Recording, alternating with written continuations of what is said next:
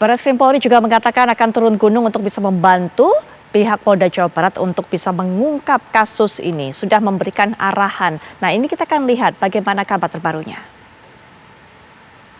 Barreskrim Polri ya selaku pembina fungsi atau satuan kerja pembina fungsi yang terkait dengan reserse, fungsi reserse ini telah melakukan atau memberikan petunjuk-petunjuk serta arahan ya yang sering kita sebutkan sebagai jukrah terkait penyelidikan dan penyidikan yang sedang ditangani oleh Polda Jawa Barat dalam kasus tersebut.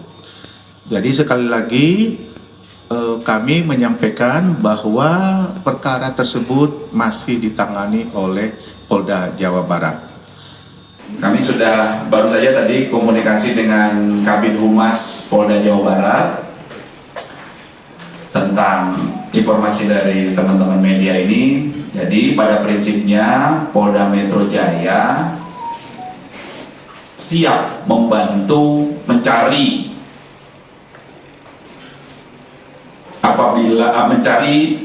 tersangka berdasarkan DPO yang diterima oleh Polda Metro Jaya. Ya, jadi ketika Polda Metro Jaya, Polres Jajaran menerima surat permohonan bantuan pencarian tersangka dengan dasar DPO dari Polda lain, dari Polres lain di luar wilayah hukum Polres, di luar wilayah hukum Polda Metro Jaya siap membantu.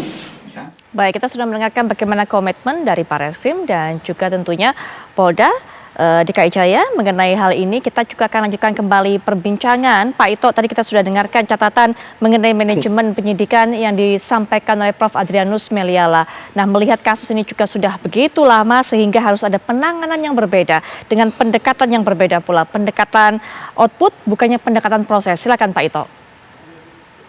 Baik, terima kasih Mbak Putri. Saya sangat sependapat ya. Dapat sekali dengan Prof. Adrianus, memang betul. Yaitu memang manajemen penyidikan ini yang perlu untuk dikaji kembali. Dan sebagai informasi Mbak Putri, tahun 2009 saat saya menjabat sebagai Kabarreskrim, saya telah membentuk Biro Pengawasan Penyidikan, Wasidik. Biro ini adalah menampung kasus-kasus yang dianggap oleh pihak-pihak yang terlibat ini tidak memuaskan. Jadi biasanya dari surat permohonan perlindungan hukum atau kepastian hukum. Nah, ini tentunya di Polda-Polda juga sudah ada Wasidik. Sehingga saya yakin bahwa dengan adanya kasus ini tentunya Biro Wasidik saat ini yang akan turun untuk bisa melihat mengapa kasus ini bisa terjadi. Karena ini akan terkait dengan nanti masalah pelanggaran kode etik. Kemudian yang kedua, sebagai informasi dari Pak Dirkrim Polda Jabar dan Pak Kapolda, bahwa kronologi kasus yang telah disampaikan kepada kami, pelakunya ini adalah pelaku dari anggota geng motor yang tentunya tidak mengenal korban ya. Kemudian biasanya untuk pelaku-pelaku kelompok geng ini adalah upaya untuk saling melindungi Mbak Putri ya. Sehingga kalau mereka mencabut BAP itu menurut saya sesuatu yang bisa dimaklumi. Nah, tentunya ini menjadi pekerjaan rumah ya bagi Polri tentunya sekarang untuk bisa mengungkap secara tuntas 3 orang yang diduga ya terlibat dengan kasus itu. Saya yakin bahwa tentunya karena ini memang sudah merupakan satu atensi ya dan masukan dari masyarakat yang harus menjadi dipertanggungjawabkan oleh Polri, saya yakin kasus ini akan dapat segera terungkap mudah-mudahan. Tentunya tadi yang disampaikan Prof. Adrianus ya manajemennya juga harus kita perbaiki ke depan dan Biro Wasidik ini atau pengawasan penyidikan harus dioptimalkan perannya. Demikian Mbak. Pak Ito, apakah juga upaya saling melindungi antara anggota geng motor ini juga yang kemudian membuat pihak kepolisian susah untuk bisa mendapatkan identitas asli dari 3 pelaku ini? Ya, saya mungkin kalau ini Prof.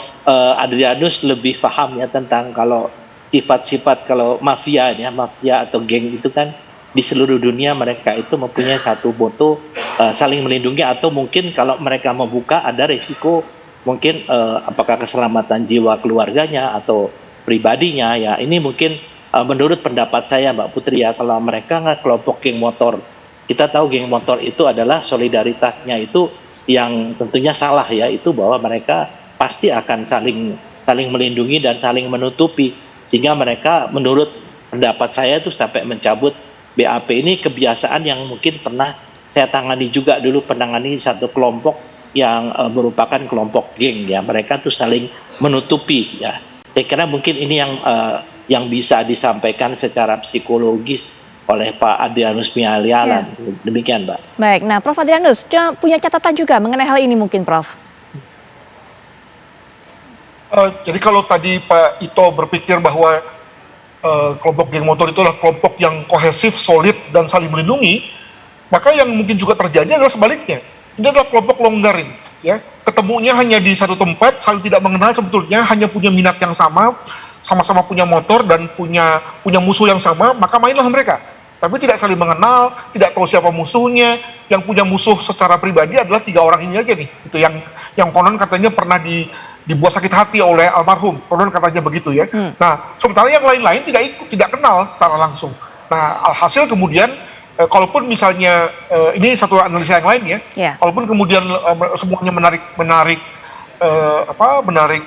keterangannya, ada 2 kemungkinan. Pertama, karena memang sudah di-abuse oleh kepolisian karena dipaksa, ditekan dan seterusnya. Tapi yang kedua adalah dalam rangka satu reaksi kelompok ya untuk kemudian menghindarkan tanggung jawab. Ini dugaan sementara Mbak terkait dengan kasus ini. Baik, nah melihat hal ini juga mungkin Pak Kudri melihat dari apa yang terjadi di lapangan, punya pandangan? Saya lebih yakin bahwa ini bukan kelompok yang longgar yang seperti ini. Karena ini dia dari kita lihat kejadiannya, dia taruh itu sepeda motornya, terus ditaruh helmnya diatur. Itu nggak mungkin kalau nggak mereka ada saling koordinasi, ya nggak bicara itu. Ya inilah kalau misalnya katakan kan ini saling kerjasama ya, penyertaan itu ya. Jadi tidak harus ada ngomong, tetapi mereka dengan cara yang begitu sudah mengerti. Jadi menurut saya nggak mungkin mereka nggak saling kenal secara intens. Dalam kasus ini, mungkin kasus lain iya, tapi dalam kasus ini nggak mungkin. Iya kan? Menurut saya karena dia sudah atur bagaimana mayat itu ditaruh setelah dibunuh, diperkosa, ditaruh ini. Pasti mereka ada kerjasamanya. Nah, cuman masalahnya apakah orang yang dihukum itu yang melakukan? Karena kan mereka udah ngomong di depan hakim, tapi hakimnya kan bilang enggak. Dia nggak dengar. Harus ditentukan peran masing-masing pelaku. Iya, itu kan begitu. Kalau ini kita dengar dari keterangannya pengacaranya si terpidana ini. Ya kan, terpidana itu menurut pengacara mereka korban. Pada waktu kejadian itu dia di tempat lain, itu bisa dibuktikan ketua RT. Ya kan, memang mereka ngumpul di situ pada gitu. Ya kan, jadi memang ini agak kesulitan ya. Tidak ada alat bukti lain selain saksi yang lain, nggak ada CCTV atau. Tapi kan kita bisa melihat ya waktu bagaimana mereka ditangkap. Ya gitu. Dan kan kalau misalnya ditanya orang yang ini, apakah betul mereka punya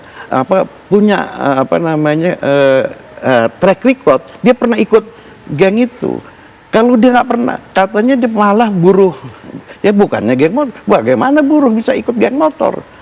Iya kan? Jadi ini memang ada suatu persoalan ya yang mungkin ya apakah manajemen penyidikan ya. Tetapi ini memang harus diungkapkan itu ya. Jangan ini ditutup-tutupi sehingga kepercayaan publik ya terhadap aparat hukum itu semakin rendah. Saya kira mesti ini.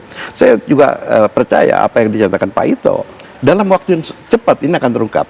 Polisi itu orangnya udah canggih, orangnya udah hebat-hebat, alatnya canggih-canggih. Saya kira tinggal waktu aja. Ya kan? Saya yakin bahwa identitas nama orang itu di mana sekarang lagi dikejar. Pasti ini pelakunya lari-lari sekarang nih. Ya tinggal waktu aja lah. Ya kan, di dalam dunia sekarang nggak mungkin orang nggak pakai handphone. Ini kata kunci ini ya. Saya cuma kata handphone. Dan handphone itu gampang dilacak kemana aja sekarang. Baik. Iya kan? Nah jadi saya percaya bahwa karena ini udah menjadi ini publik ya dalam waktu yang tidak lama ini akan terungkap gitu. Baik, kita lanjutkan perbincangan setelah jeda berikut ini. Apakah Bank Indonesia Malam akan segera kembali saat lagi?